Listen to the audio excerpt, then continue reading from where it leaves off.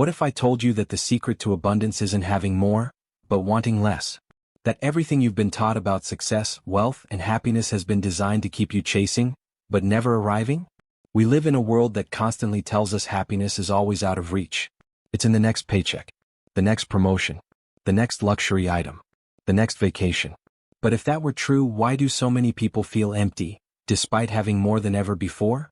The truth is, the more you chase, the more trapped you become. The less you need, the freer you are. The illusion of more.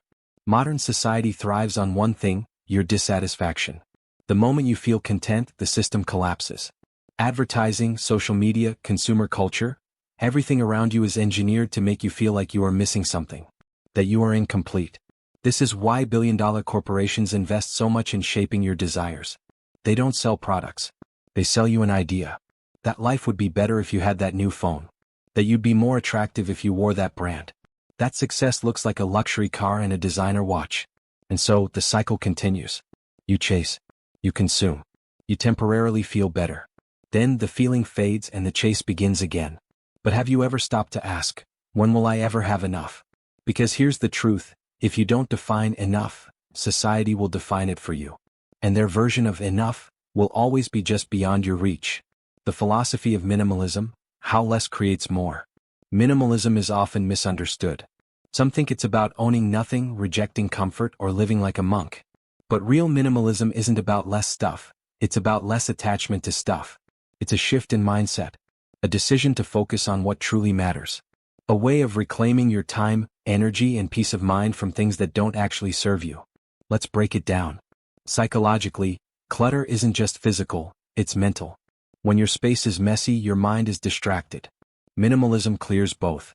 Emotionally, we often attach memories, guilt, or identity to possessions. Letting go of excess can free you from emotional burdens you didn't even realize you were carrying. Philosophically, the idea that more equals better is an illusion. Many of the world's happiest people live simple lives. Not because they have to, but because they choose to. Marcus Aurelius, the great Stoic emperor, once wrote, "Very little is needed to make a happy life. It is all within yourself, in your way of thinking." True wealth isn't about what you own, it's about how little you depend on. The trap of excess: why wanting more makes you feel poorer. Think of the last time you bought something expensive. A new gadget, a trendy outfit, a flashy accessory. At first it felt great. Maybe you even felt a sense of status, accomplishment, or joy. But how long did that feeling last? A few days? A week? Maybe a month? Then it faded. Suddenly that new thing became normal. And without realizing it, you found yourself wanting something else. This is called hedonic adaptation, the psychological phenomenon where we quickly return to a baseline level of happiness after acquiring something new. And it's dangerous. Because if you never realize what's happening, you spend your entire life chasing temporary highs, thinking the next thing will finally make you happy. But it never does. The more you want, the more power those wants have over you. And the more you chase, the further away you feel from true abundance. The shift from consumption to contentment. So, what happens when you break free from this cycle? What happens when you stop defining happiness by what you can buy, and start defining it by what you can experience? Here's what happens. You stop comparing yourself to others. You realize most people aren't actually happy, they're just performing happiness. You appreciate what you already have. Instead of constantly looking at what's missing, you start noticing the beauty and simplicity. You reclaim your time. You're no longer working extra hours for things you don't really need. Instead, you invest your energy in what actually matters: your passions, relationships, and well-being. Minimalism isn't about sacrificing joy. It's about removing distractions so you can finally focus on it. Lao Tzu, the ancient Chinese philosopher and the founder of Taoism, once said, "When you realize nothing is lacking, the whole world belongs to you." In Taoist philosophy, attachment is the root of suffering. The more we cling, whether to material things, expectations, or even identities, the more restless we become. True abundance, according to Lao Tzu, isn't in acquiring but in releasing. Think about a river. It flows effortlessly, never resisting, never hoarding. The moment water stops moving, it stagnates. Life works the same way. When we try to control everything, we block the natural flow of life. We become trapped in desires, convinced that happiness exists somewhere in the future.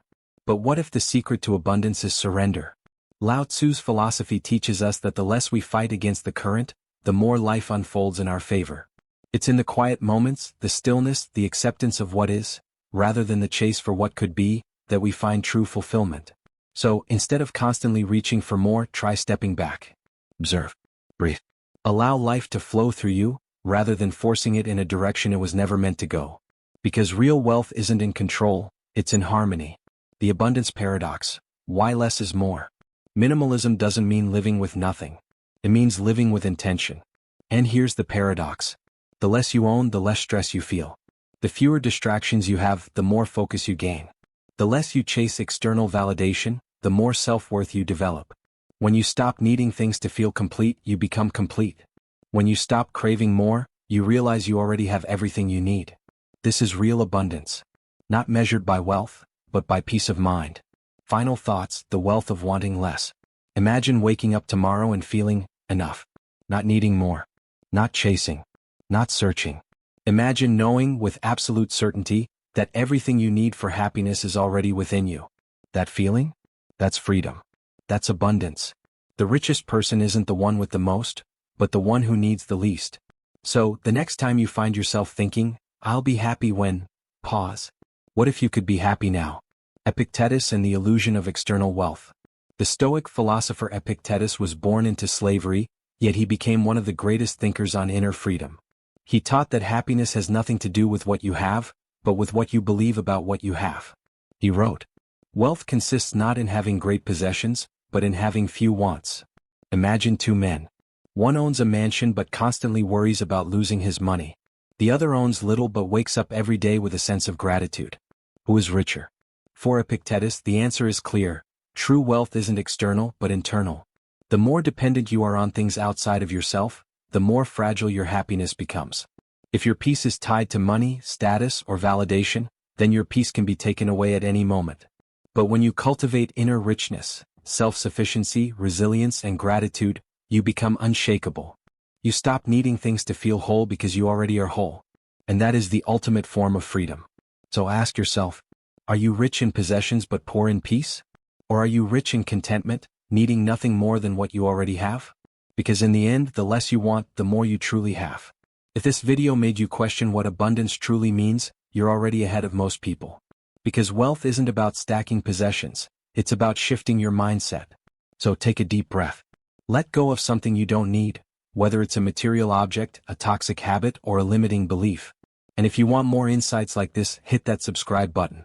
Because in a world obsessed with more, the ones who learn to embrace less will always have the upper hand.